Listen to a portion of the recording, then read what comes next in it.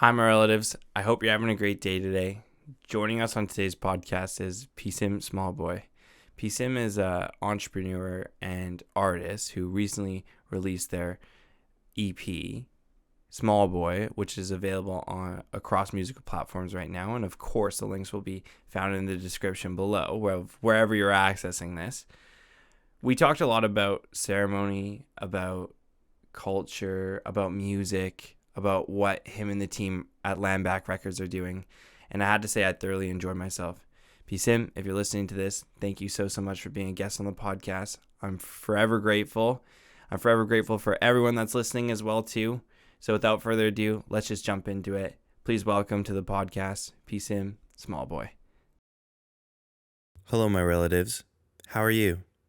Here at Our Storytellers, we care about your spiritual, mental, emotional, and physical well-being, which is why we want to inform you that this podcast discusses topics that may cause trauma to listeners and viewers.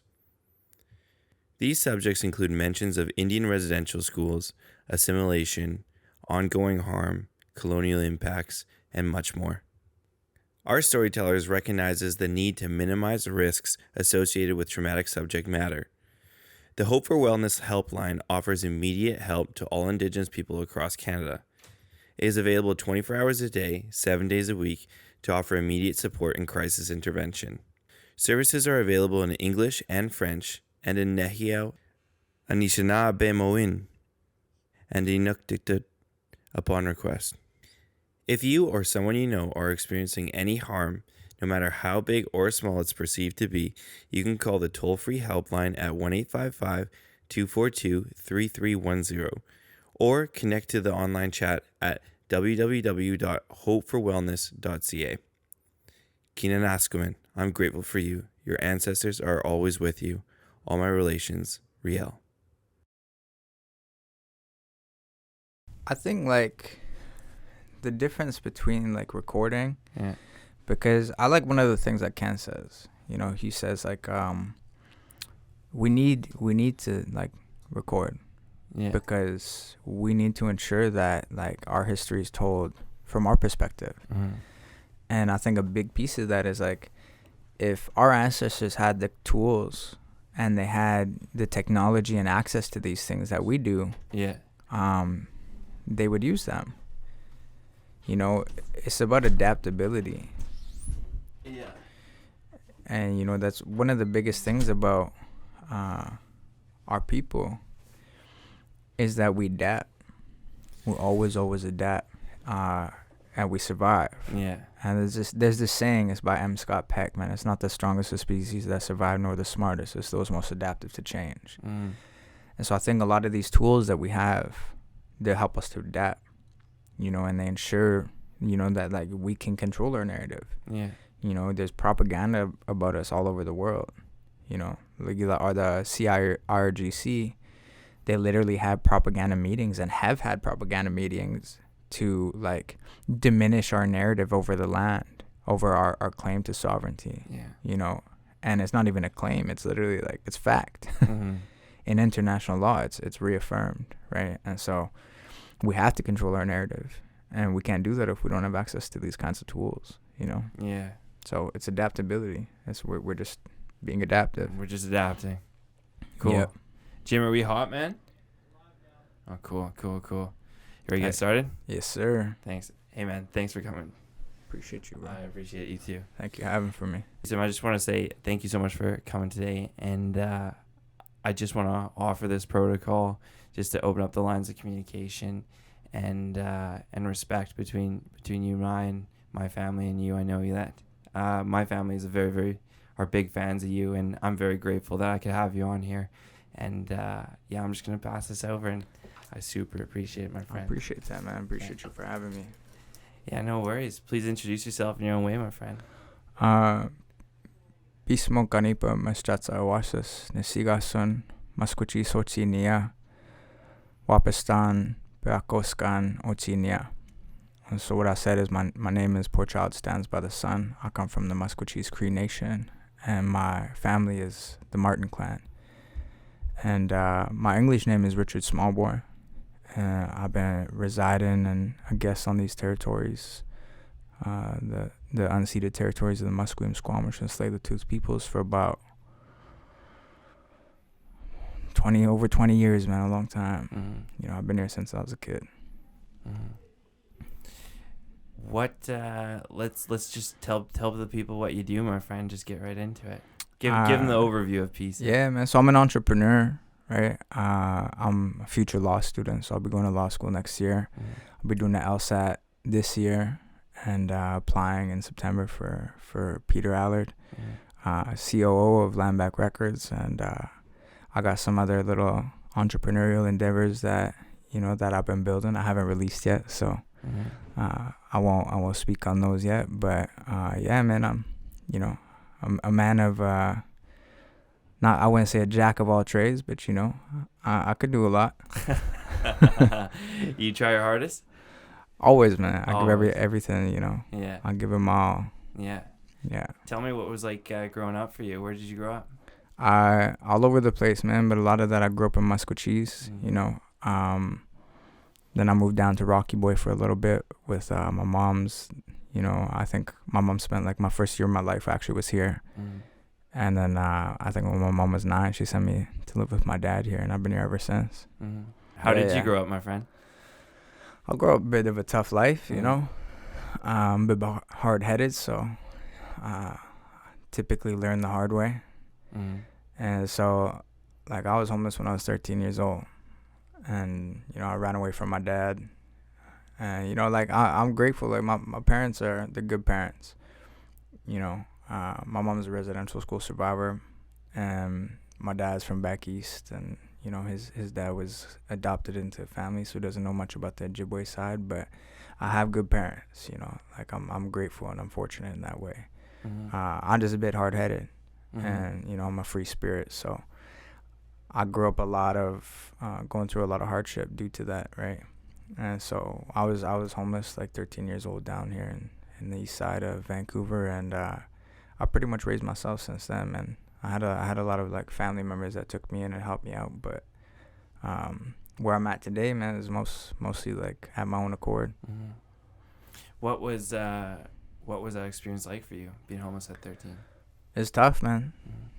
Like jumping from couch to couch. I partied a lot, right? So I was like using and abusing quite a bit, and sometimes I sleep in parks, man. Sometimes I didn't know where I was gonna eat, right? And I'd be stealing food. I'd be like, not knowing where your next meal is coming from, trying to go to family's house, trying to go to a friend's house, and if they offer up some food, I'll be good, be straight for the night, And so it was tough, man. But I'm grateful. It made me who I am today. What about that process made you the most? Like, what are you grateful for from that? Resilience, man. Adversity, like it breeds a different part of you out. A lot of people, like, when you grow up fortunate, you take a lot for granted. And that's not to say that, one way is right or another way is wrong, but when you go through adversities, that's how you grow, right? And so, fortunately, I learned a lot from how I grew up, and a lot of that helps me to help people today. Telling my story, just different things and different traits that I picked up, like, it helps me to help people, right? And I don't think I'd be able to face a lot of things that I face in life if I hadn't gone through what I went through. Are you comfortable jumping into your story? Yeah, bro. A little bit more? Yeah, bro, for sure. Yeah. So you were born in Maskwacis. Wetaskiwin. Yeah, Wetaskiwin. And then were your mom and dad together at the time that you were born? I think so.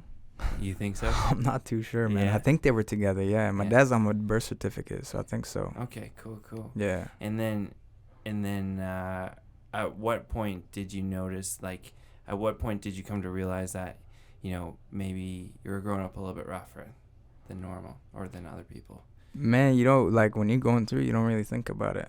Like, growing up on the res, like, everybody was going through it, and life was just crazy like that, and so, like, a lot of my bros were going through it more, so I didn't really look at it like that, and when you're a young kid, like, getting into trouble, you think you're just having fun, honestly, man. And so, like, you don't really think of it, like, that much. One thing I do know is, like, watching my family, like, fight my whole life, be dysfunctional and, like, argue and, like, be in that constant state of conflict. And that is something that I was able to distinguish that was different, you know, just from, like, my dad's side of the family, you know, they're not quite like that. Seeing other people's families, seeing how they're growing up, like, it was different, you know. And so that I was able to distinguish. Yeah. Your dad's a small boy, right? No, my mom's a small boy. Her mom's a small boy. Yeah. Okay. My dad's his last name is Price. Okay.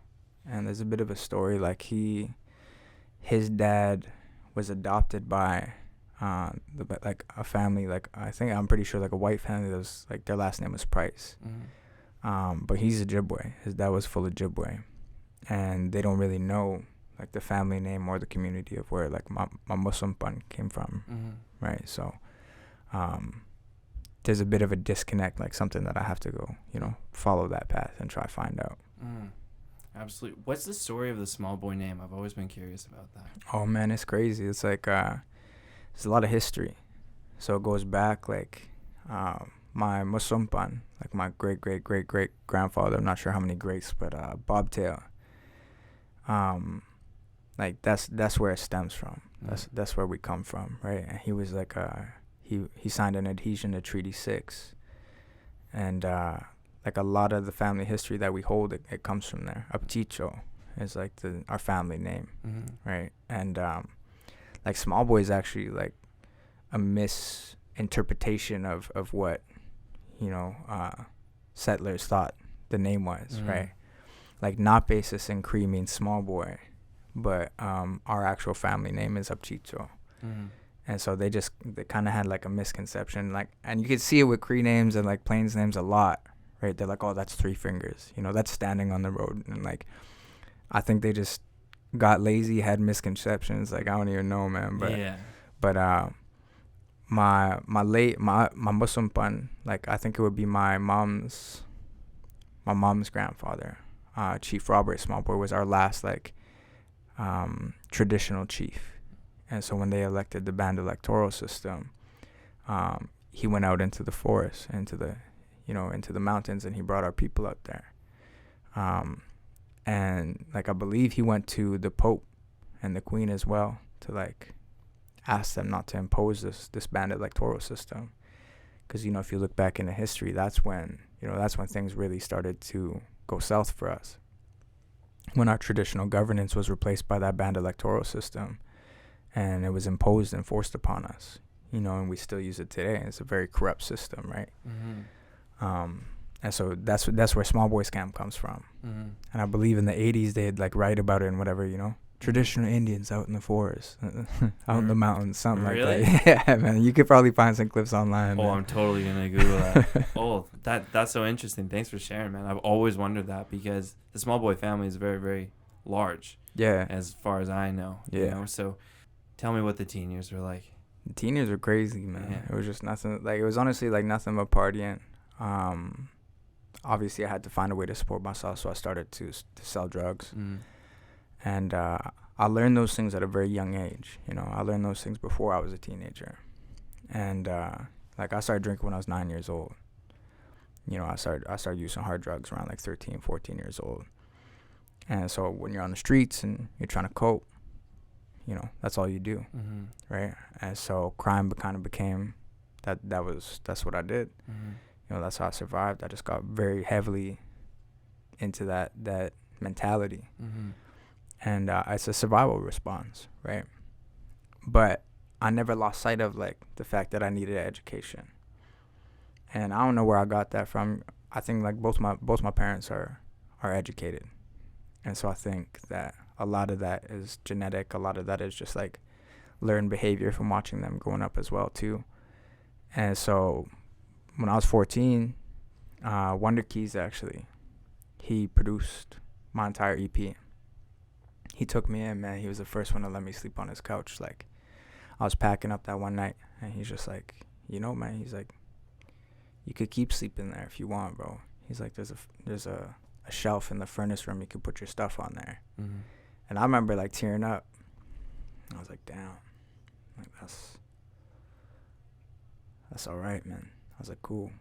And I had like a bag of weed, right? And I was like, you want to smoke? You know, it was kind of like my way of like being thank you, right? Mm-hmm. And the next Monday, man, I tried to go register myself in school, and I could barely see over the like counter, and they're like, no, you can't. You need a parent or a guardian or a social worker. And I was like, all right, well, basically you need an adult. So I went and got my cousin, my brother Bryson, and I brought him there, and they're like, nah, like you need paperwork. And so I went and got my auntie, his mom, who used to be a teacher. She was like working at a bank at the time. And I brought her there, and she reamed him out. And she's like, you're going to register my nephew in this damn school. Basically what she said, man.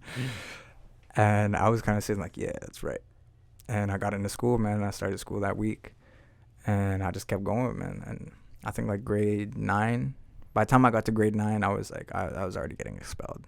And so I got expelled. And I was like, the whole time I was still like hustling and, you know, doing that. So I started doing roofing. And I just like roof, hustle, party. And I was like still living with my brothers at the time. So like when I was in school, they couldn't like, while I was meeting like a lot of the bros like that are still bros to this day, they're like, you had no parents? Like there's no parents here? Mm-hmm. Like, you know, like, there's no adults? I was like, no, man, my brothers are adults. Like, and they couldn't, it was like, the house was the party spot, right? It was like, we're always at my house. And they're just tripping because, you know, you could come over and there was no parents, no guardians that are really going to be like, you know, you have to supervise us and be like, you have to do this. And, you know, the brothers are like making music, making beats and, you know, Fruity Loops. And it was like, it was good times, man. Yeah. Like I look back to those days and like, despite that it was hardship, it was still like, I had a lot of good memories, man. Yeah, totally. What is one good memory that stands out to you? Damn, man. From teenage life? Honestly, like when I graduated, man, that was probably like, I was like, man, I did it. When you graduated high school? Yeah, because I was like, I pushed myself. I didn't have nobody that pushed me to go to school. Everybody I stayed with didn't care one way or another if I went to school. And so, like, when I graduated, I was 19 years old. I was like, man, I did it. You know, like, I pushed myself to do this. And, you know, there was, like, a couple people in my life that I met that kind of made that happen. And so, like, one of them is, like, shout out Mary Beth. She's, like, this old white woman. She was my youth and family worker. After I dropped out, none of the schools would take me. And so she was at Outreach. And she let me come in and do my own intake forms, sign my own forms to get into school. And I was like, all right. You know, none of the schools in the district would take me. And I was like, all right, cool.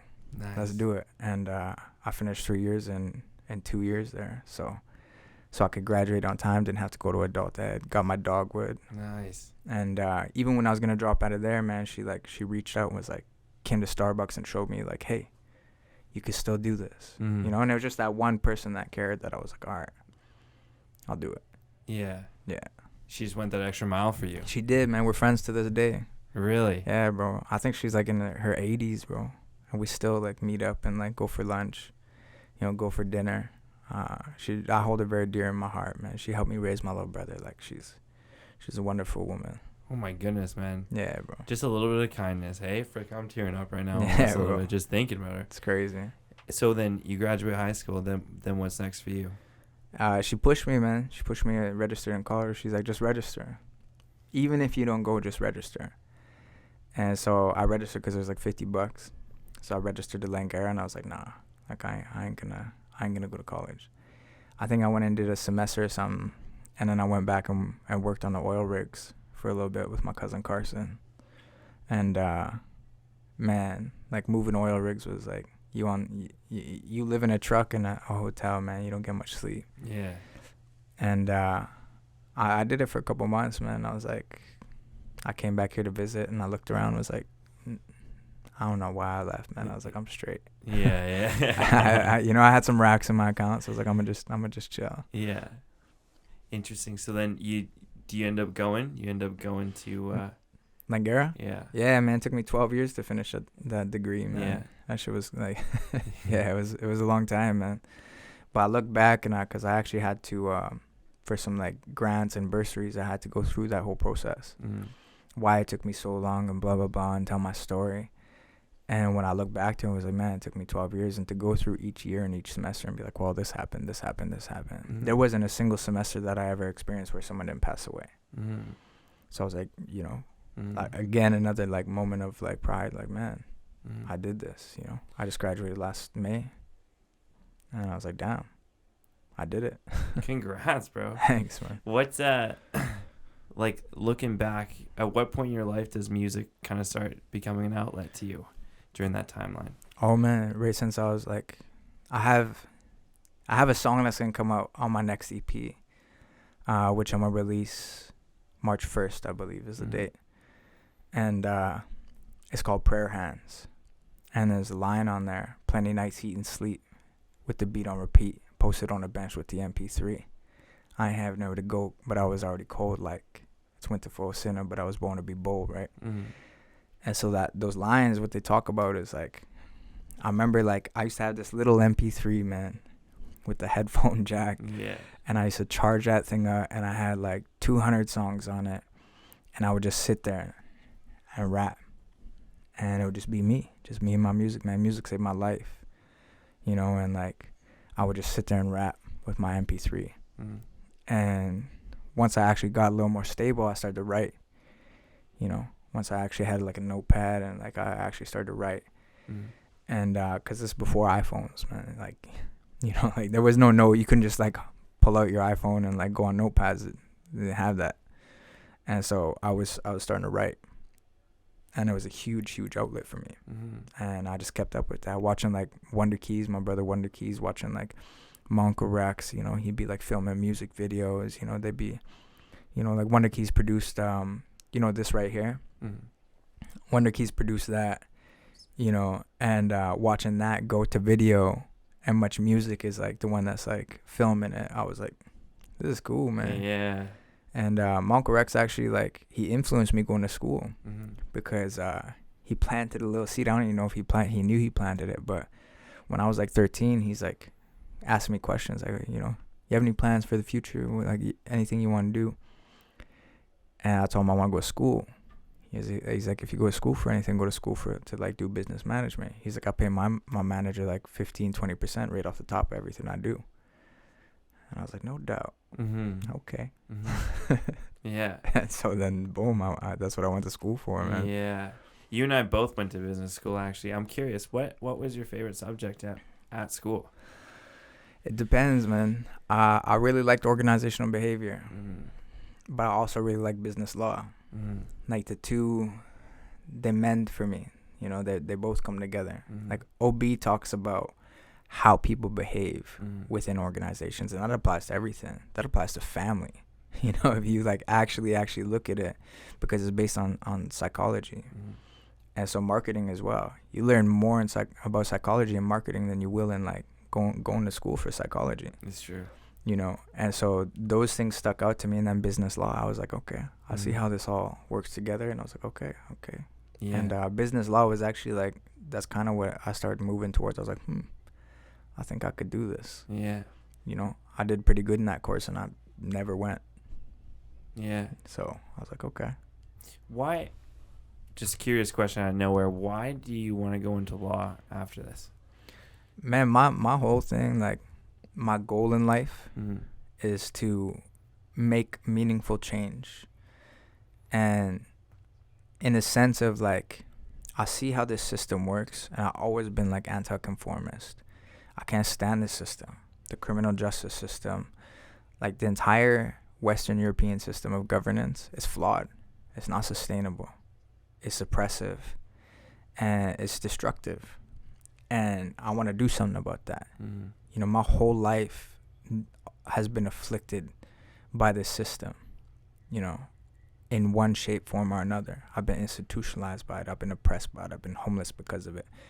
You know, I don't blame any of the shortcomings of, like, my parents, or because I look at what what they went through, you know. And my mom went to residential school. Like, I realized that any shortcomings that she may have had in my parenting are because of that school. She didn't choose to go to that school. She didn't choose to go through those atrocities. You know, the same way that I might have chose, you know, those things that I went through, those adversities that I faced, but a lot of that is subconscious. You know, they're impacts of colonialism, they're implications because of how this system has impacted my psyche, you know. And so I want to change that. You know, I think about the generations to come. I think about my nieces, my nephews, my grandchildren. I want them to have to go through those things, you know. And so law is just another tool. You know, business runs the world, whether people believe it or not. Corporations run the world. You know, a lot of these countries are corporations. Canada makes up 75% of the mining companies worldwide. You know, they're committing genocide not only here, but around the world. And so business and law are the two tools that are used to colonize. So what better tools to learn than those tools, you know? Man, I couldn't agree more, and it feels good to hear somebody else say that, to be honest with you. So I totally agree, man. That's like the whole point of like why we started the podcast too, is because I just like there's been grants that have come up and stuff like that for this, and they required us to be not for profit or anything like that, and I'm like, no, not doing it, because that's exactly why my dad sent me to business school in the first place too. Well, he didn't send me there. He suggested that would be a good fit for me, because he was like, well, you know, we can make the change if we actually know how those systems run, and then we can get in there. Yeah. But that's super interesting. So what's as you're going to school part-time, what kind of events are taking place in your life at the same time in that 20 to in those 20s? Oh man, I was full-time. Oh, you were full-time. In order to get funding, you have to be minimum three courses. Okay. And so I was actually I was raising my little brother. Okay. So I started keeping him when I was 19, and he passed away when he was 19. And so he was 14 when I started keeping him, right? So 6 years. And so while I was in school, I was still doing what I was doing. You know, I was still like very, very deep in the street life, and that's how I was supporting myself and my brother as well, right? And there's a moment there where I had like my nephew for about a year as well. And so I was raising them, right? While I was going to school. So I was basically a single parent while I was going to school and you know, doing what I was doing in the streets. So I was busy. I was still pretty busy.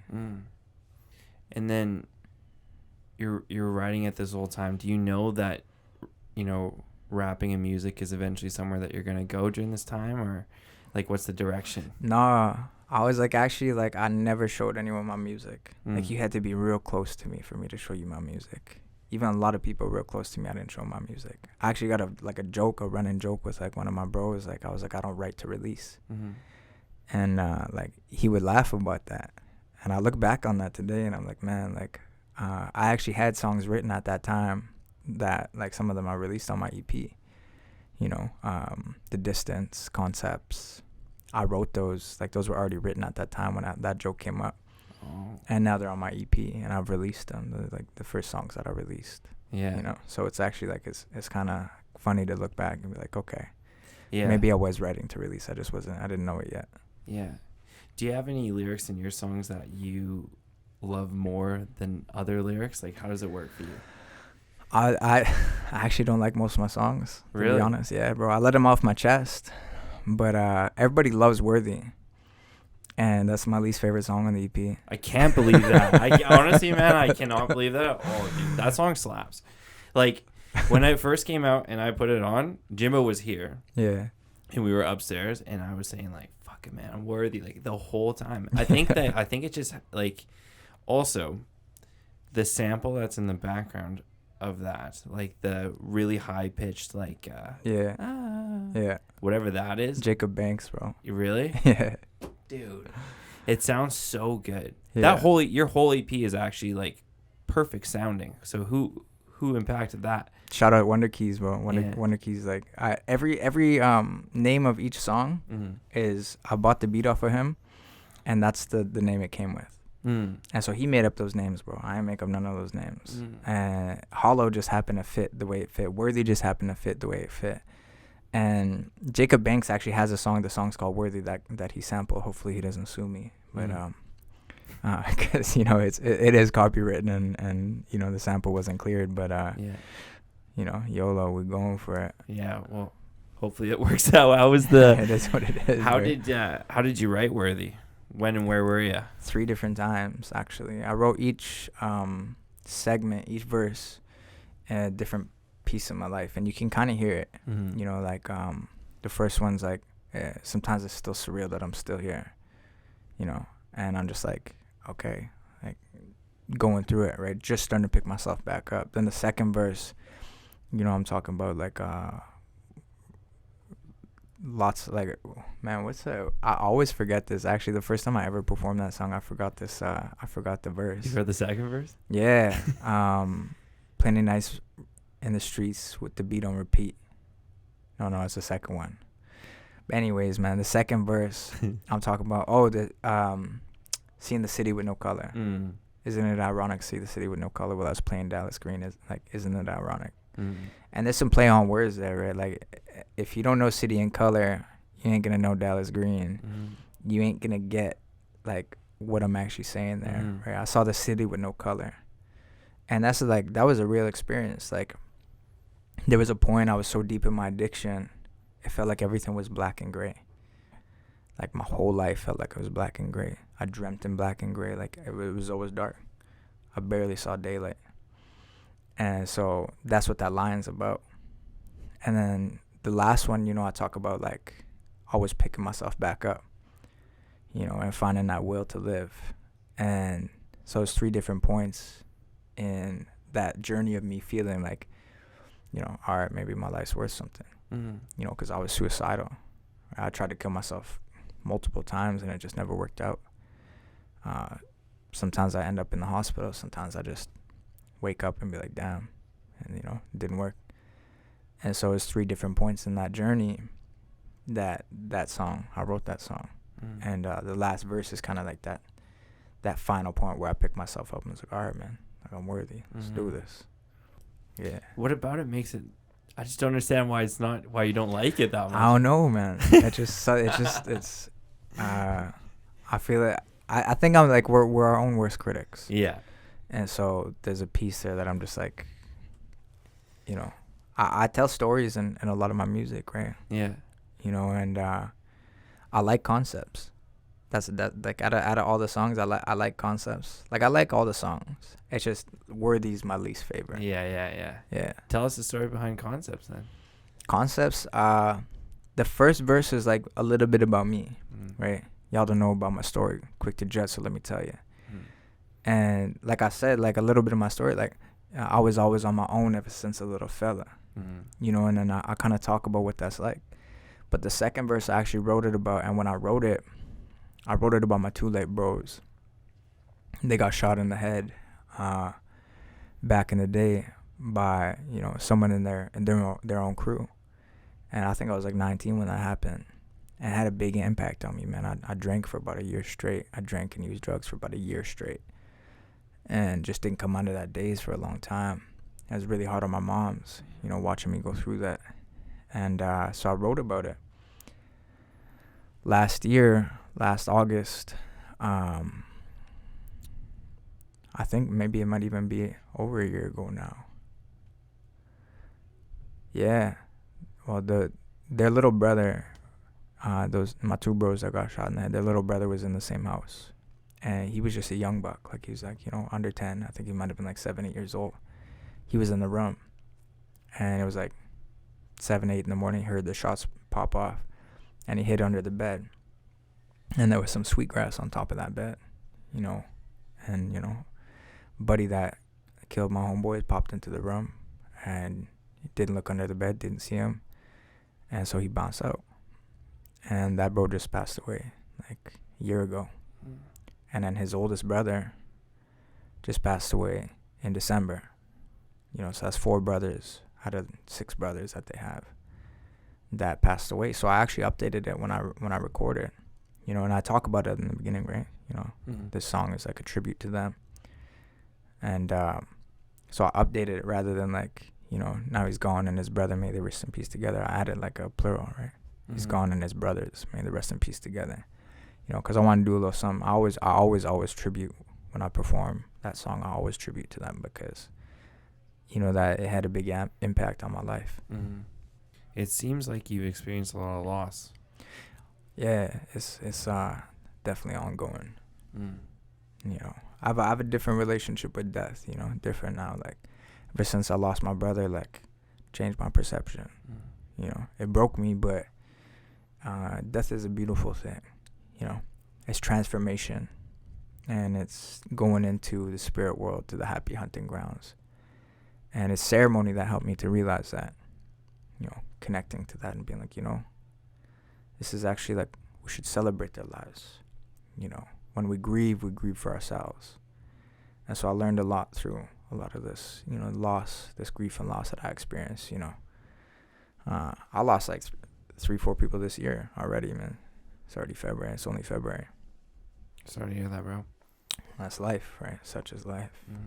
How has ceremony helped you deal with all that loss, my friend? It helps me let go. It also helps to connect. Sometimes when you're doing ceremony, man, you'll hear them. You'll see them. You'll feel them. We forget. Like society has us so disconnected.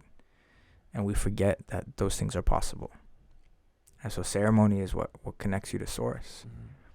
Ceremony is what guides you. Ceremony, like, when you have that, like that, you don't feel that emptiness.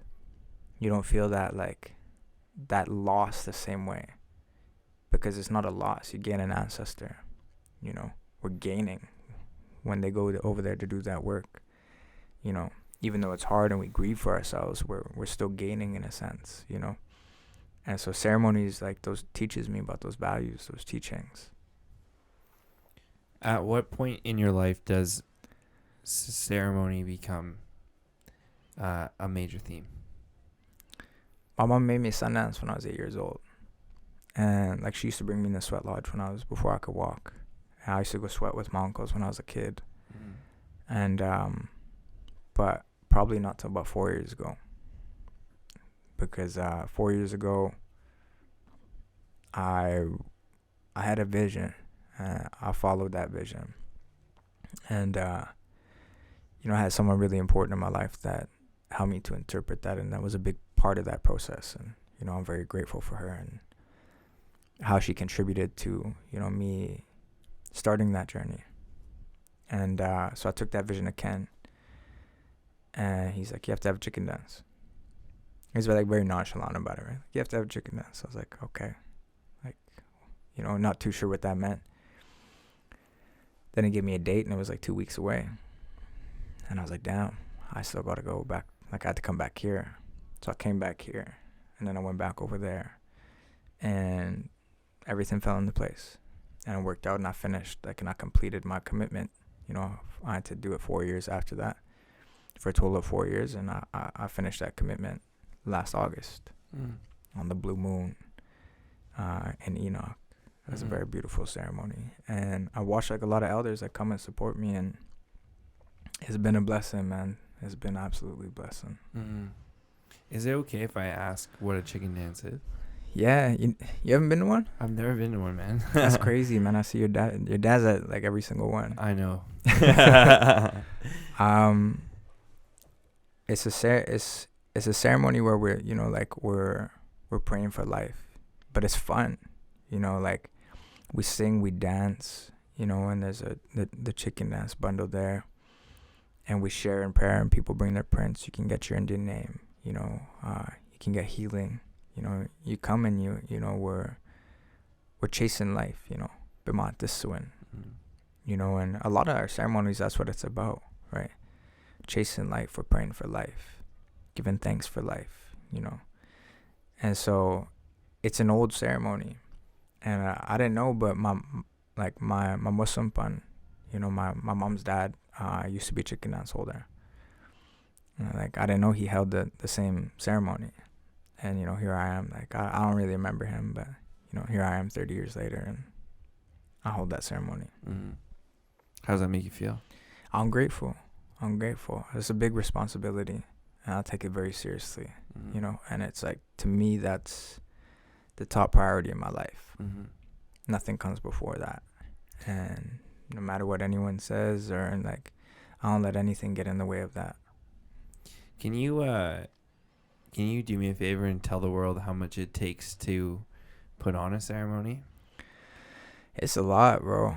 There's a lot of protocol going around, right? I'm very fortunate to have like Ken as my teacher, because, if I was to do this all on my own, I would have to go find every single elder that comes and sits that has a set of chicken dance songs, but they come because they know, like, Ken has been doing this for so long that his mentorship is such a huge contribution. And, I couldn't do it without him, and he sits for me. He teaches me so much. And so, you have to find your elders. You have to find your pipe man. You have to get your giveaway stuff. You have to find the women to cook your food. You have to get the food for them to cook. You have to buy your prints. You have to, like, there's a lot, and then you have to go cut the rails and then, build the lodge and like, even just down to the little things, like get rugs that people can sit on, and like cushions, and there's a lot that goes into it, man. It's a lot of work. Mm-hmm. But I go broke every year, and I couldn't ask for more. Mm-hmm. Mm-hmm. I always find it funny, like, I always think about how much work ceremony does take, and for some reason, for me, like, you and I grew up kind of a little bit similar, but in two different worlds, man. And I think that that's very interesting, because I grew up, like you said, my dad goes to every chicken dance he probably possibly can, That's how I grew up. My dad took me to every possible ceremony I ever possibly can. Exact same way, right? And to me, when I was growing up and still today, man, it just never feels like work, Like, it doesn't feel like that. Yeah. And once you understand, like I really just wanted to ask you that question to have you explain how much things it really does take, but I also wanted you to show that you would give it all away no matter what, because that's what it all really comes down to, I believe, anyway. What do you think? I agree, man. Like, that kind of, like, that life, we call it the Sweetgrass Road, like, materialism, like, the stuff that we think is so important in the society that we live in, the society that's been imposed on us, you realize how much it means nothing. And the feeling you have, you couldn't ask for more. That's why I say that you couldn't ask for more than that feeling, the blessings you get. I never know how I'm gonna do it. I don't fundraise, but every single year, Creator helps me, and I managed to pull it off. And I don't even think of it as pulling it off. Like, there's a saying that is like, Creator provides. Mm-hmm. Creator always provides. And like, one of the running jokes I got is like, I just work here, man. Like, like, this ain't my life anymore, man. Like, my life is guided. Mm-hmm. I follow what's in front of me, and I'm very, very grateful for that. Mm-hmm. I'm grateful to have that feeling, and like, to just be able to give it all and feel good about it. Mm-hmm. A lot of people couldn't give up all their material things and feel good about it. Mm. Building off of that lesson, I think I went to one ceremony in Maskwacis, and the biggest lesson I took back from that was this saying. I've never heard it before until I went to Alberta, but it was, Creator takes care of those who takes care of themselves. And that really changed my perspective on ceremony in general, and just how to live my life. So what would you say to people who are a little bit nervous to go to ceremony, and how should they start? Just do it. Everybody says that. Yeah, it's the Nike, bro. Just do it. Yeah. When you find ceremony, like your ceremony family, when you start to go to ceremonies, you start to wonder why you never went. And I think the biggest thing is like realizing that it's a safe space, that it's okay to not know anything, that it's okay to go in there and be told, hey, this is what you have to do. This is how you're supposed to do things. It's okay to not know. You know, that's the biggest thing, I think, is like a lot of our people are fearful. Well, I don't know anything. I don't know what to do. I don't know what to bring, you know, and fear of the unknown is such a big barrier for us, right? But your spirit knows, and that's enough. Just know that your spirit knows, and when you go, you'll feel that. You'll feel whole when you leave. You'll understand, okay, I learned, and every single time you go, you'll learn more.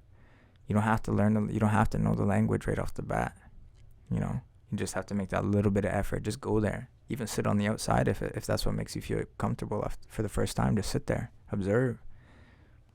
Mm-hmm. That's my biggest piece of advice, is just go. Mm-hmm. You know, push yourself to move past that like level of discomfort, and just go. You know, and find your place wherever it is within that. You know, and you'll find a lot of people will be like, hey, come here. You show up late to the feast, someone will give you their food. Mm-hmm. You know, there's always someone that's like, hey, come here. Mm-hmm. You know, like they want to bring you in. They want you to come. You know, that's what we're praying for. That's for people to come back to that home fire, you know? Mm-hmm. You know, a lot of the listeners that listen to this podcast, they reach out and they ask specifically about that question. So I really appreciate you answering that. But they also ask this question. I'm curious. Why is ceremony important? Why? Yeah. Because ceremony is life. You know, look at this system that we live in. Look at the society that we live in. You got to pay to breathe. You know, when you go to ceremony, you're gaining life just by being there, just by praying. And you gain understanding and learn about what life really is, you know, because we're brainwashed to think that we're separate from nature and from the world, that we're not animals. But we are. We're not superior to any other animal out there. You know, in fact, they're superior to us because they understand, you know, how things work, how life and how we're so interconnected and dependent on each other. And ceremony will teach you those values, those family values. Ceremony will teach you those values of how to interact with nature. You know, our mother, Aski, that gives us life. Without, you know, the 4 elements, we don't have life. And you learn that in ceremony, you know. So the why is very simple. You know, it's life. That's where you're gonna find life. Just soaking that in for a second there, man. These are good questions, man. Thanks, dude. Here's a good question for you. What do you think is missing from, like, an Indigenous man's world today? In an Indigenous man's world? Yeah, like man to man. What do I think is missing? Yeah. Space to heal. Mm. You know, I think we don't give ourselves enough space to heal. There's not enough effort because of the pride and ego that stands in our way. You know, everybody thinks, you know, one of the things that I learned from ceremony, and I said this in the ceremony this past year, was that, like, I never had to find so much courage in myself than I did to learn how to cry. When I went to treatment, I shed a total of 3 tears that whole time. I was there for 40 days, doing work every single day on myself. And I shed 3 tears. My body wouldn't let me. For after that, for years I didn't cry. I didn't know how to, you know, other than in anger. And my body would shed tears when I'd be like trying to punch a hole in the wall. But that space to heal and that compassion, you know, and that empathy and that humanity for yourself and for one another, you know, that's the biggest piece of what we're missing. Is how are we ever supposed to, you know, reach these where everybody's always talking about leveling up. I don't care how much money you got. You know, if you don't treat people like good, if you don't treat people with respect and humility, you know, if you're sitting there doing things that are questionable to your own people. If you're sitting there feeding poison to your own people, I don't care how much money you got, man. Like, that's not how you measure levels of success. To me, success is like, if one of my songs positively influences somebody's life and helps them to heal and helps them to cope, I'm successful. Mm-hmm. I ain't in this for the money. Like, I don't do music for the money. Mm-hmm. I don't, like, in fact, it takes money. Mm. But the fact is that, like, for men, we need that space. And that's why I really rock with my Landback Records fam, because we're just a bunch of men that are on our healing journey, trying to help provide that space for ourselves, and it's really hard sometimes. There's a lot of barriers, there's a lot of adversities that we face, like, look at the sweat I was telling you about. That took a long time to find. Somewhere that we could go and access ceremony and feel safe, especially as, like, Plains natives over here. Like, we don't have a whole lot of that. And so that space to heal is one thing as Indigenous men that we're really missing, that we really got to focus on, building that capacity for ourselves to have safe space to heal. I couldn't agree more, man. The thought that I always think of is, like, to me, anyway, like, you're talking about money and how, like, who cares, really? To me, like, I just always feel like the ability to give is what I'm chasing. Like, that's what wakes me up in the morning, in the middle of the day. And that's what I want to do. What do you think about that? Like, what do you think about the idea of gifting? Or, well, gifting to us is like a very normal thing, but what does it mean, gifting, would you say? Well, it's central. Yeah. Gifting is central, right? Like, our wealth is measured in different senses. Wealth is measured by, whatever that dollar amount is in your bank account in Western European society. But for us, wealth is measured by how much can you give? How positively can you impact your community? And giving and gifting is so much more than material objects. Like, this is gifting. Like, when we're sitting here transferring knowledge and talking to each other, we're sharing gifts, and there's a reciprocal piece to this, and so, like, giving and gifting is so central to who we are as Indigenous people, and it helps that piece of reciprocity, right? Because a lot of people will take, but they won't give back, and so your wealth is measured by how much can you give, and give without the expectation of something in return. Give without, like, holding on to those things that later on you're like, you gave, but you're going to hold it over someone's head later. My gukum used to always say, my gukum used to always say, don't do something if you can't do it with a good heart. And that stuck with me my whole life. And there's a lot of times, man, when I'll be like, I won't do something for that exact reason, because I'll be feeling some type of way. And I'll be like, nah, sorry, I can't do this. And I kind of laugh, right? Because it's not that, like, I don't have a good heart. It's just like, I know that I can't do that, like, fully and feel good about it. So I don't do it. So it's very, like, central to who we are as Indigenous people. Is like, giving is, that's our wealth, right? How much can you give? You mentioned the boys at Landback on their healing journeys. What's the story behind Landback? Man, it's crazy. It's crazy what it's coming. Like, how in a couple of years, actually, on Valentine's Day, on February 14th, on the date of the march, for our missing, murdered Indigenous women, girls, Two-Spirit. That was actually our date of conception for that's when the incorporation documents all went through and were finalized, which is kind of crazy when you think about it. But it's been 2 years. And so it all started with a vision, really. Like, I hadn't even done any music. I think I had done my first performance. No, not even. So before I even performed, Dakota came to me and was like, yo, I want to start a record label. And you know, he's like, you down to help me? And I thought about it for a bit and was like, yeah, man. You know, he shared the vision, everything that he saw, and he's like, you know, this is what I see. And I was like, I could get behind that, bro. And, you know, here we are 2 years later, and, you know, we fly all over the continent. You know, we've sold out shows in LA. I've actually like recorded a song on the same mic that Kendrick did, Good Kid, Mad City. Oh, goodness gracious. On all of Dr. Dre's old equipment.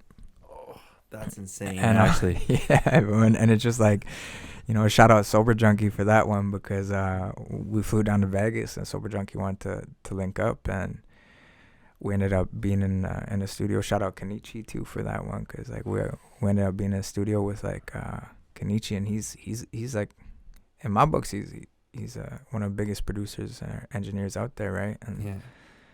And then we bust up to LA to do our show, and he's like, yo, I'm gonna come to LA, like let's link up. And so we link up in LA, and we ended up in that studio. And, you know, then, you know, we come back and we're doing youth workshops all over the country. Like, you know, we're flying around doing performances, and, you know, then there's, you know, we're doing these big festivals that we produce ourselves, you know, and it's just crazy to see the amount of growth. And I love it because as much as the company grows, I watch my brothers grow beside me. You know, I watch the sisters that are involved grow beside me. And that like, it means more than anything, you know, because as we continue to grow the company and scale the company, it's not about like your traditional business. You know, business is all about profit. You know, that's not how we're scaling the company. You know, we always, like, when we're engaging with communities, we're always like, no, how can we impact the community? How can we come in and impact the community the most? You know, this isn't about profit for us. This isn't about our bottom line. You know, our bottom line is about how can we impact the community? And so I really, really get behind that. I really stand behind that. It's like, this is community over profit. And, you know, yeah, we got to pay our bills. We pay ourselves. But, you know, that's never the priority. The priority is always like, how can we give back? You know, so it's something that I really, I take a lot of pride in being able to be a part of it.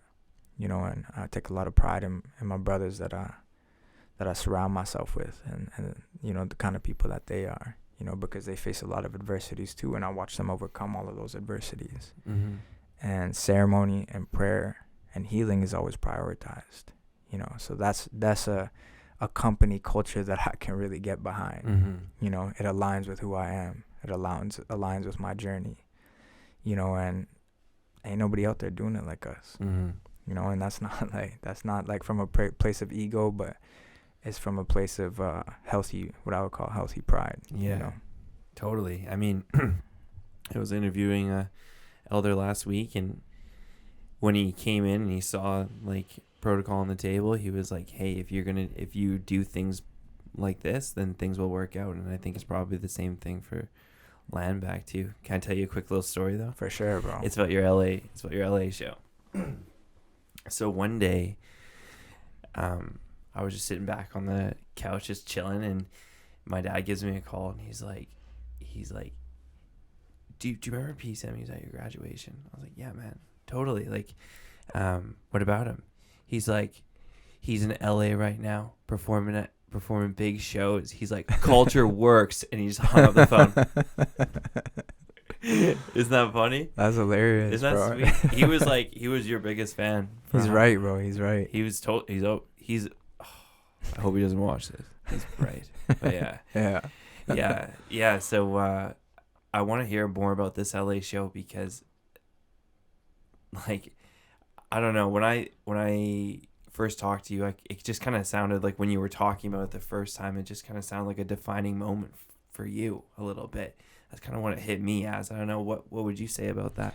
I never been to LA. Yeah. And, you know, like, for a lot of people, especially in music, like, that's like, oh, you made it. You know, they're doing stuff in LA. And when you go down there, you realize why. is because everybody and their damn dog is trying to make it down there, man. Literally. You know? And you ever hear like there's that eagle and the condor? You know, there's a prophecy about the eagle and the condor, and like essentially what it is like us working with our southern relatives to, you know, revitalize trade economies, revitalize, you know, that relationship that we once had.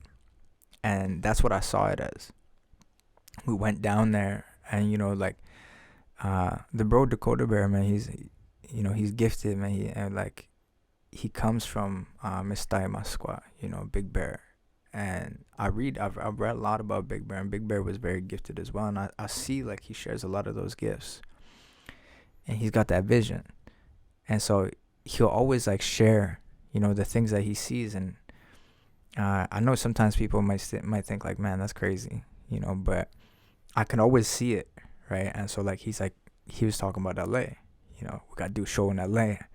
He's like, you know, Eagle Condor, and, you know, we're part of another festival that down there that like in October, Indigenous Peoples Day LA. And we work with some southern relatives down there. I don't know if you ever heard like LA Natives podcast. You know what? I watched it briefly just researching for this, but I haven't listened to a full episode. Yeah, so like shout out Melanelli Foods and Zero Alpha, and like, you know, there's some of the relatives that we do some work with down there, and like we actually produced like Landback in LA, and we sold it out and in the art district of downtown LA. And it was crazy, man, like watching LAPD like flying over, and like, bro, they were monitoring us hard. Like they had their drones out, you know, they had their helicopters out, and, you know, like there were some pretty defining moments there that like just really set in for me. And I was like, man, am I really like, I ain't even released a project yet, and I'm performing in LA.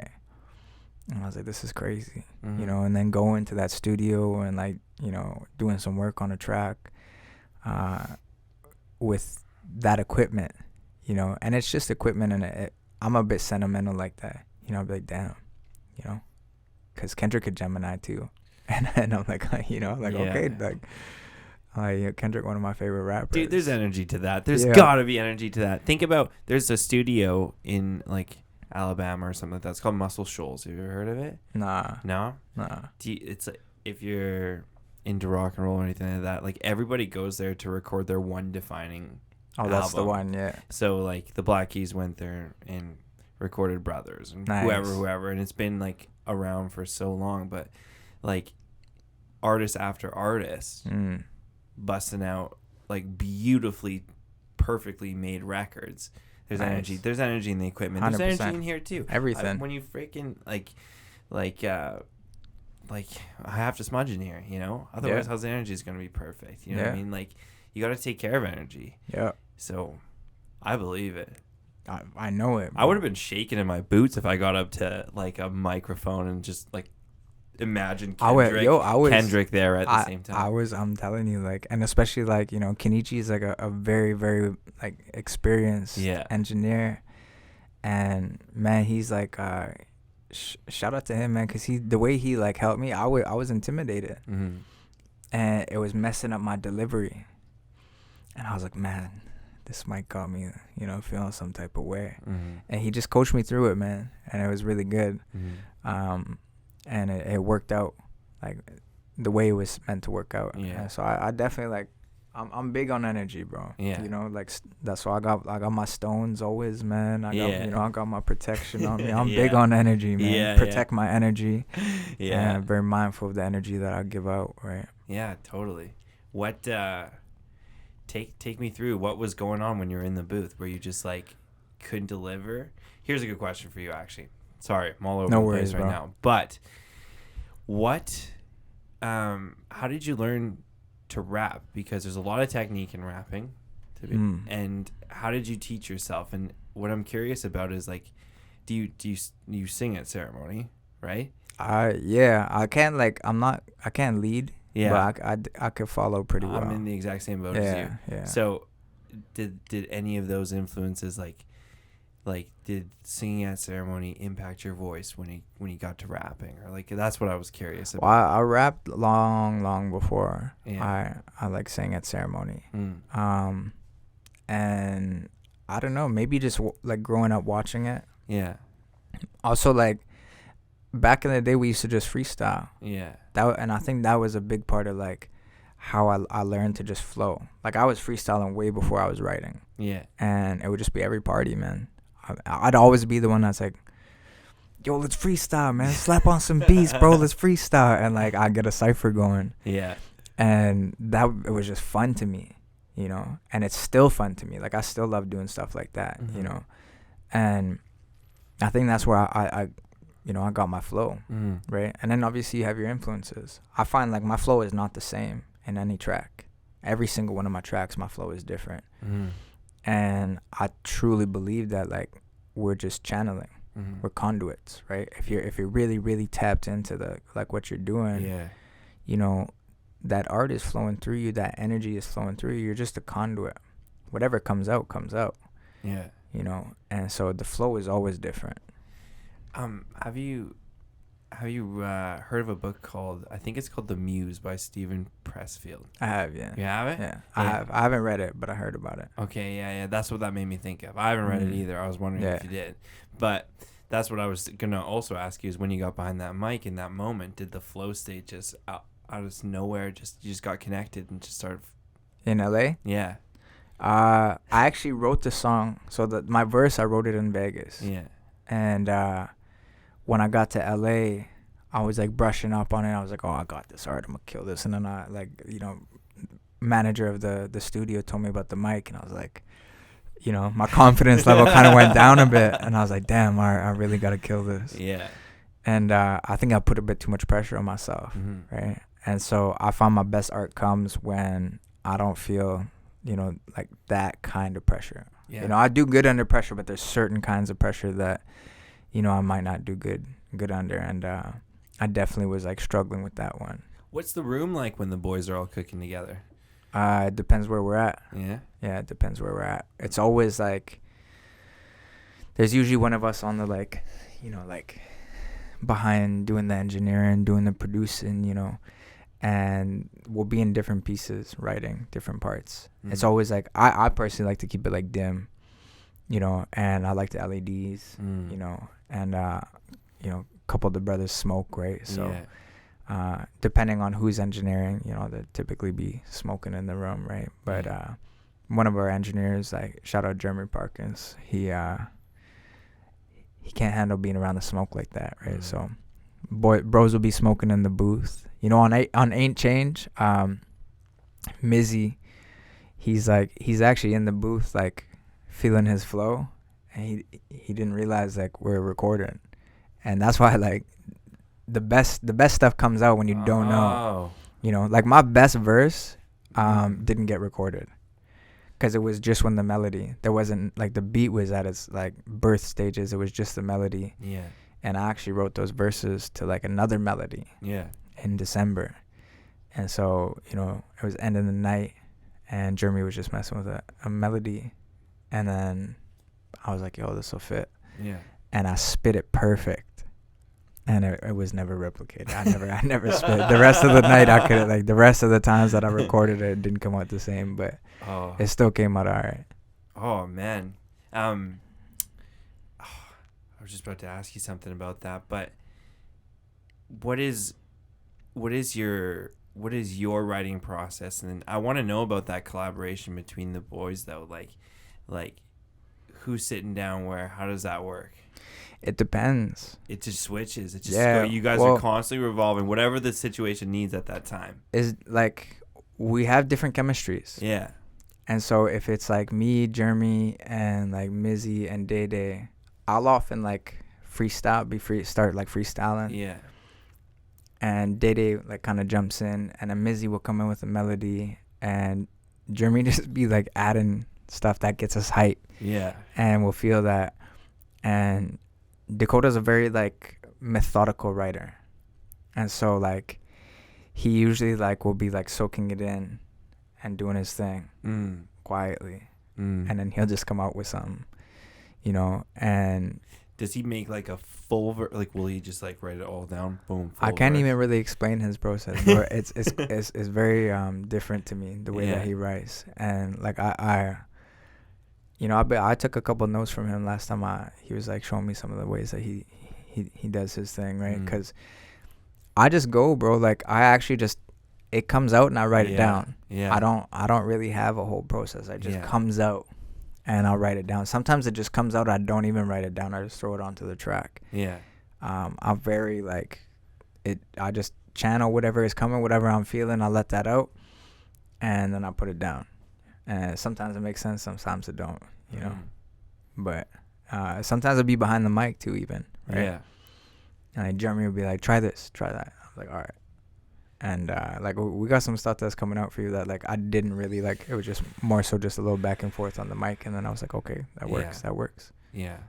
I have to tell you something, and I know you're a humble guy, but I'm actually like pretty sure that like Landback is gonna like I think it's going huge, to be honest with you, because I think about the timing and I think about the quality of and the like even just your EP alone.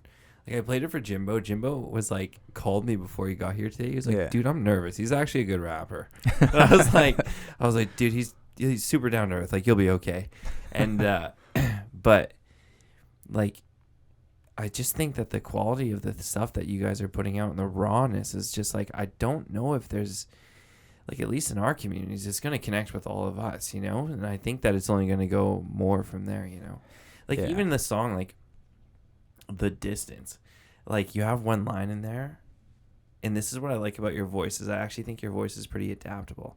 For like, I love music, if you can't tell. Yeah. But I think your voice is very adaptable to pacing, and you carry the story very, very well with your voice. Some people can't do that, right? Like, in The Distance, my favorite lyric is, like, I think it's in the first verse where it's like, help me get something off my chest, help make me feel better. Like, I love that line. Is that this? I forget how it goes right off the top of my head right now. Yeah, it's like, you helped me feel. I was getting something on my chest, and you helped me feel better. Yeah, I don't know. Standing in the rain. Yeah. I don't know why. When I go to a middle of a verse, I have to like. You got to go through the whole thing. Yeah. Yeah. No, trust. I understand that for sure. It's because like the starting point in your mind is at that first lyric, so you got to run all the way through. I gotta get there. It's different. Like just one time I was in the studio, and one of the songs that I'm gonna release in the future here is like, it's so like it hurt. Like I was letting out so much hurt, and then one time it actually hit me. Like I channeled that exact feeling, and I started shedding tears, and I was like, damn. And I just ran with it, and I obviously won't release that version, and I re-recorded it, but I was like, damn, like I really got to get to that same. So every time I perform a song, I'm kind of reliving a moment. You know, I'm reliving feelings. And so when I'm performing on stage, sometimes it's tough.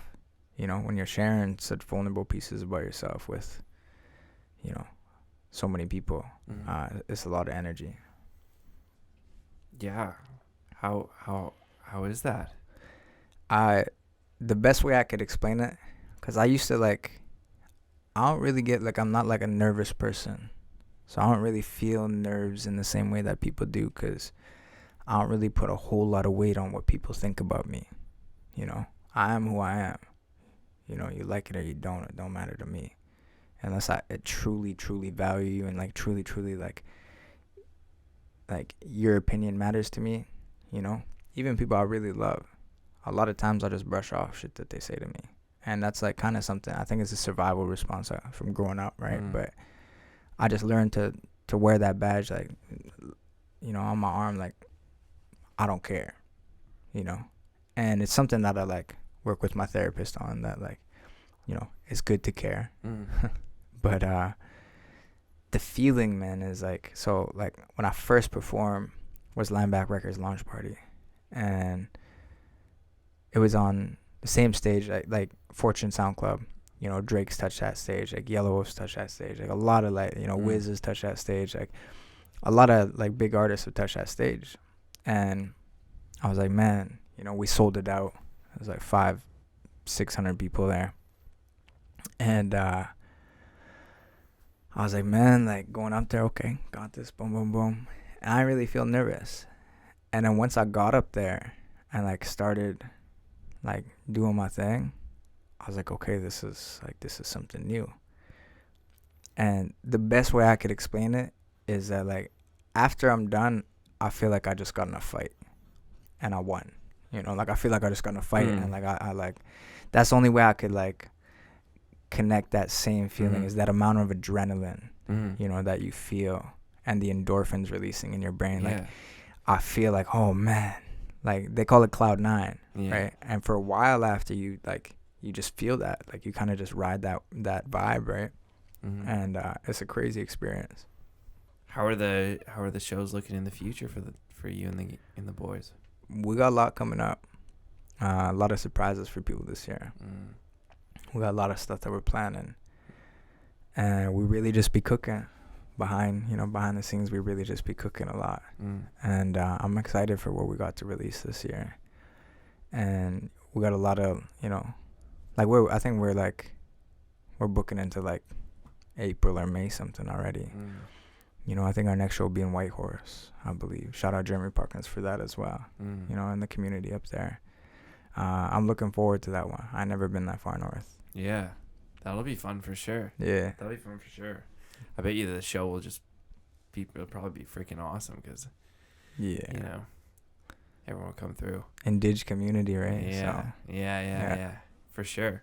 Do you, like, what influences your music?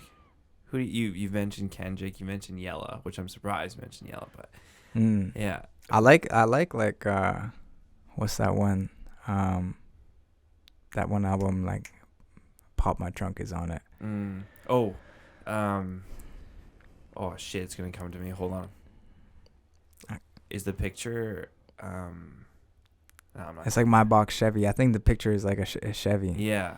But I really like his like older stuff, right? Yeah. And I was actually like at that concert, right? Yeah. And I think he opened up for Wiz, or maybe I think something like that, man. And I was actually going through my old stuff. Like I'm a big Wiz fan since like his old days, Same. And so like Black and Yellow days. Oh, before that, bro. Even okay, you're that's OG fan. Yeah, days, bro. man. Before that. Yeah. Okay, yeah. Like Rolling Papers and like way back. Like I was looking, I think it was like 2009. I started bumping Wiz. Yeah. What's the biggest single on Rolling Papers? I'm just trying to remember the album. I'm more so the biggest single on Rolling Papers. I don't even know, bro. I had to go through them. Okay, anyway, keep going, bro. Sorry for interrupting. Yeah, Wiz is big influence. Like I like a lot of his old stuff. Nipsey Hussle is like one of my biggest influences for sure. Pac was obviously, his mom was a Black Panther, and like he's really about the community. And I find like a lot of the artists that I like, typically their parents or their influences were people who were like revolutionaries and resisting, colonialism and resisting white supremacy. So I find a lot of my, like Nas, like a lot of the artists that influence me are on that same, energetic level. They're on that same wavelength. So that's obviously something that's very, very central and like primary in my life.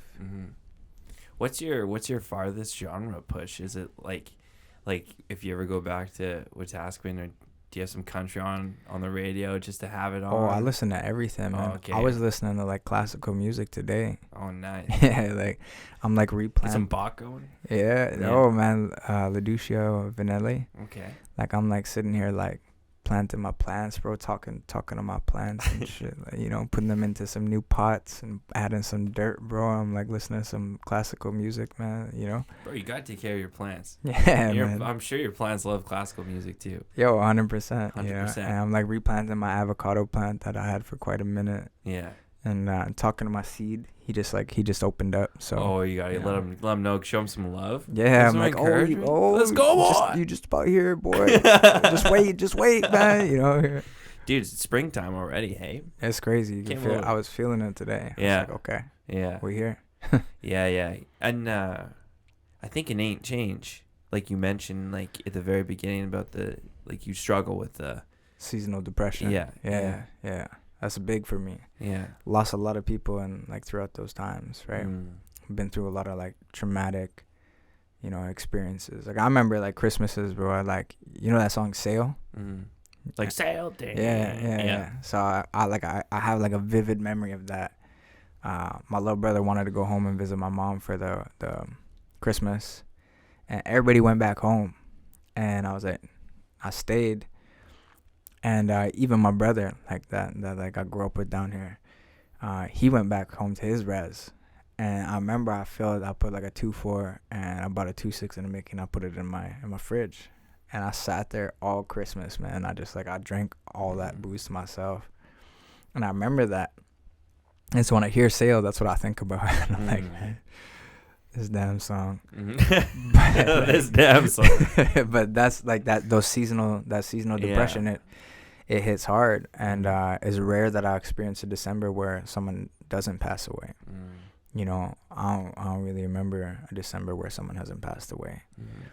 So I wrote that on Boxing Day. Actually, I was sitting there and I just went through some shit, and this past December, and I was like, man. So I came out with that verse in maybe 2 or 3 bouts, So I think it's a 16, it might be a 24 bars, but it just came out in 3 tries, right? I replayed the beat 3 times, and then boom, there was the verse. Just came out natural then. Yeah, I was just feeling it, bro. I was in my room, dark, have my candle going, and I was just going through that, allowing myself to feel it. That's something that I really learned with my healing, is to just when you're going through it, just sit with it, let yourself feel that pain, we're human beings, right? We're not meant to bottle up and compartmentalize all that. And if I allow myself to go through it, and then I take care of myself, I do some kind of self-care after, then, I'll be straight. That's what I always know. It's all right, I'll just allow myself to be here. I won't stay here, and I'll do something to take care of myself after, and I'll be straight. How do you take care of yourself? A lot of different ways, man. I actually just booked every month I try to do a spa day. And that's just something I started doing over the past couple months, man. But I do a infrared sauna, then I hit the float for 80 minutes, then I go get a 2-hour massage. I might do a little meditation in between there and the massage, and I just let it all out right there, just man. A reset. Yeah And it's man, it makes a big change. It makes a big difference. I hit the chiro a lot. I hit the acupuncture. I do, because I have chronic pain. So I'm constantly maintaining and trying to address my chronic pain. Right. What's bugging you?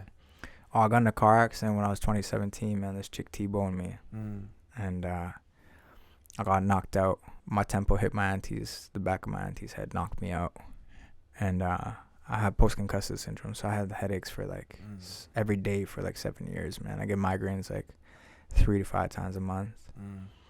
And that's terrible, man. It sucks, bro. That's fucking awful. It sucks, man. That's terrible.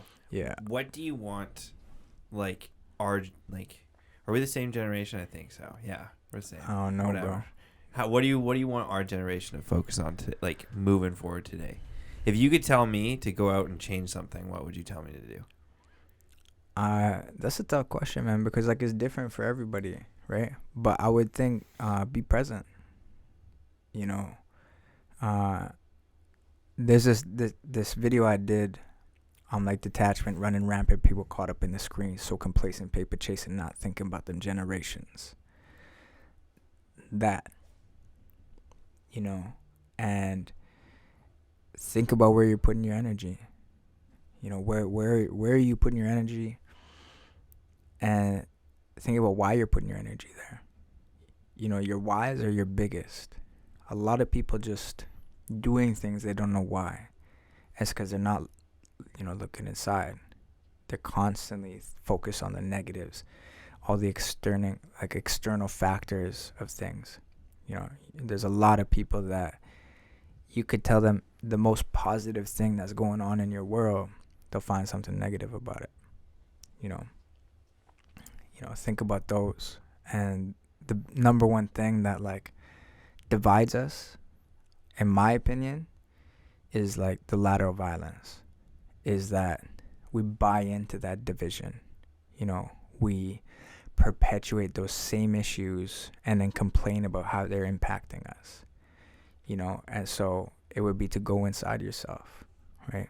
Go do that work and think about how you're impacting the world around you, right? Get to know who you are and really, really focus on that.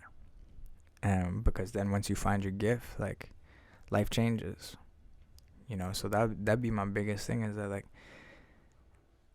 find yourself, stop being so detached, stop being so distracted, find yourself, and then think about how you're impacting, your community, the people around you, your family, and, make a difference. I hurt a lot of people in my life. I've done a lot of stuff that I'm not proud of, but I'm also not ashamed of. I'm only human. I made a lot of mistakes, and I've been through a lot, and I definitely have perpetuated a lot of my traumas, and I do my best not to do that. I do my best to not let the harm that's come to me cause harm to the people around me. Even if that means cutting ties. So I really, really do that introspective work. I really, really try to do that shadow work, so that every day I could just wake up and be a better person. I'm only human. I'm a poor, pitiful human being that knows nothing. The more I learn, the more I know I don't know. And, in my lyrics, sometimes I sound cocky. Sometimes I sound, overly confident. But that's because I want other people to, listen to that and feel that. And be like, you know what?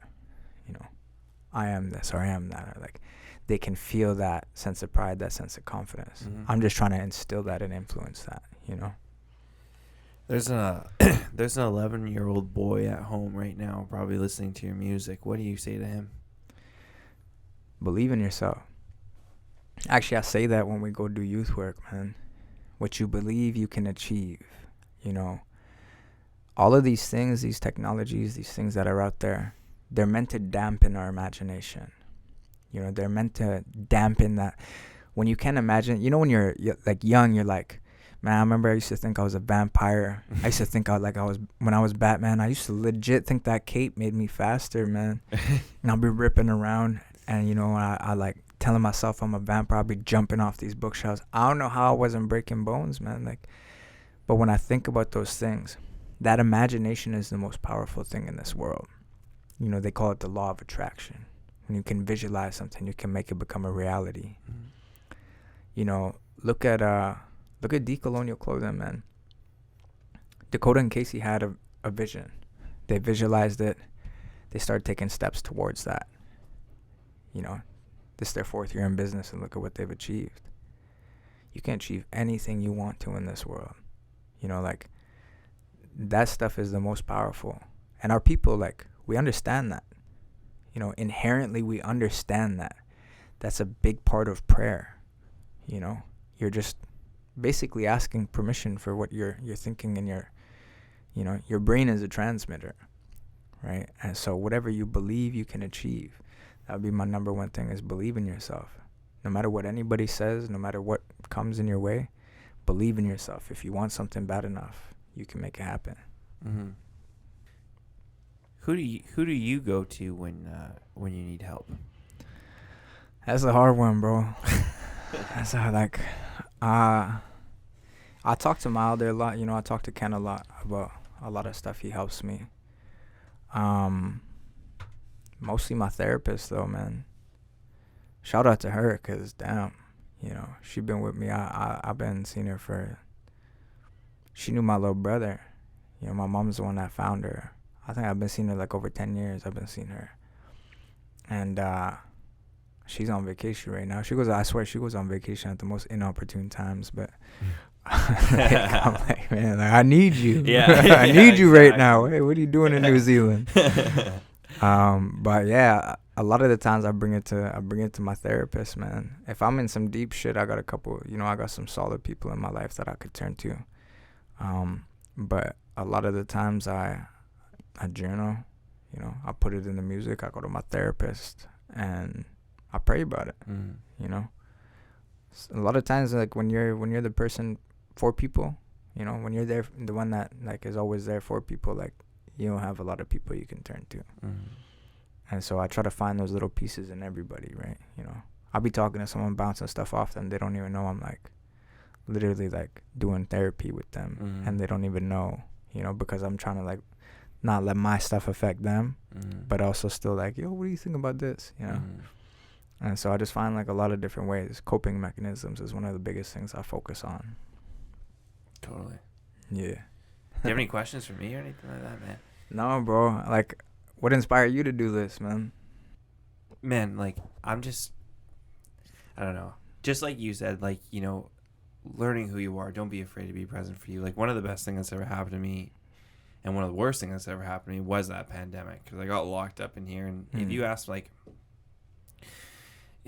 anybody that knew me, like, I was like a non-stop person forever. I still am, So, like, I was growing up, like, as a kid, like, I would be like running, throwing balls at shit. Like, I would play lacrosse. I would wake up, I would go outside, I'd play lacrosse till someone had to come drag me back home because I was just so, like, competitive. Like, kind of competition drives me a little bit too. But like, I just felt like I was watching other Indigenous podcasters and stuff like that, and I just felt like hey, let me throw my hand in there a little bit, like, because I mean, like, I knew it would have to be from ceremony and like from culture, and then I also knew like, well, we need to like help hold these stories in some way or another, you know what I mean? And you know what the biggest surprise is, like, after I've interviewed elders, their family comes and thanks me for talking to them, because now they're gonna have that little piece of their dad or their grandmother forever, and they really, really appreciate it. Like, to the point where like they send me like personal messages, like find me external to send me a message and stuff like that. And I think that's why I started all this, really. Like, I just think about, like, the mission is to tell great stories and invest in ceremony. I want all of this to go right back to ceremony. That's what made me, I was kind of raised from childhood to do that. Yeah. I don't know any other way. Like, I'm Métis. Like, sometimes, like, very white passing. My mom is, like, from Halifax. She's French. And I just wanted to show everybody that it doesn't, like, that you can always, like, just like you said, if you believe it, you can achieve it. And yeah, it's just, there's so much good that comes from doing this. So, like, I don't know why, like, it's a spot for an Indigenous entrepreneur to be proud of what they've accomplished. It's a spot for a rapper to be able to share the stories behind their music. It's a spot for an elder to be able to tell their stories to their grandchildren, so that if anything happens to them, they're always going to be remembered. It's just like, I don't know, there's so much good that comes from these conversations. Also, when do you ever sit with somebody with no cell phone between two people? I'm also, like, getting a degree at the same time, in my perspective, Yeah. Like, sitting with, like language keepers and just getting to interview and learning different perspectives. But I really do think it's, like, time for our age to really rise and put the pressure on the system a little bit here. So that's kind of part of the reason too. But yeah. Nice. Did that answer any of your question? Probably not. Yeah, well, the purpose is the message. Yeah, totally. And then, yeah, I don't know. What do you think about your experience here so far? Not bad? Yeah, it's tight, man. It's bright as hell. So, like, one of the things is, like, light sensitivity, right? So, like, it's bright as hell. We'll wrap up soon. We'll get you something a little bit darker. But do you want to dedicate this podcast to anybody? Man, that's a tough one, but I think, like, if I was to dedicate it to anybody, it'd be to those who push me, to share my message, to share my voice. And you know, one of them is passed away now, you know. R.I.P. Tata. You know, Tim Pichet. He was pretty instrumental in pushing me to do music and to share my voice. And you know, obviously there's you know, there's my ex. There's like a lot of people that believed in me when I didn't believe in myself. And so if I was to dedicate it to anybody, it would be to them. Cool, my friend. Is there anything else you'd like to share? Nah, bro. Nah, I'm good. Let's turn these lights off, hey? My brother. Thanks, dude. Hi, my relatives. Thank you so much for watching or listening to the podcast today with Pîsim. I really enjoyed myself. If you enjoyed yourself, please leave a review, a comment, a like. Any type of engagement really helps us boost the profile of the show. So I really appreciate it. Again, if you have any feedback, please email it to feedback@ourstorytellers.ca or leave a comment. We really appreciate the support, and I hope you have a great week. All my relations, Riel.